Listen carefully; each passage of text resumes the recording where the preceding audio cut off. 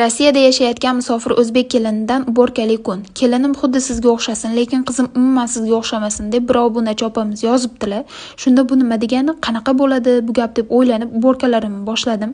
Sizlar qanaqa fikrdasizlar? Bu SMS yozgan bunachim nimaga bunaqa dedilar?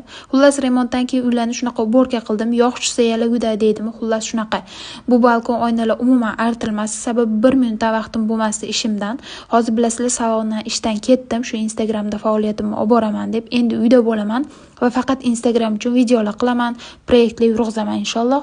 Shu sabab uylar remont qildik, kontentlarim chiroyli chiqsin deb. Qo'shimchasiga Rossiyadagi ayol qizlarimiz uchun hozirda uyda kiyim-kechaklar sotaman. Ularni ham obzorini yaqinda boshlayman, xudo xolisa. Ko'rib turganinglardek shuncha harakat. Iqbol akam hamma narsalarni ustanovka qilib beryaptilar. Yangi divancha ham oldik. Kiyim olgan uyimga kelsanglar, sizlarni ham shatda mehmon qilaman nasib bo'lsa. Xullas, men bilan zerikmaysizlar va menga obuna bo'lib, poddershka qilish esinglardan chiqmasin. Xabaringlar bor. 20-aprelgacha 120 mingta obunachi yig'sam, erim Dubayga olib boraman deb va'da bergandilar. Ishonaman, buni sizlar bilan uddalaymiz. Videoni ko'rib ketkizgan vaqtingizga rozi bo'linglar. Keyingi videolargacha Allohga omonatsizlar.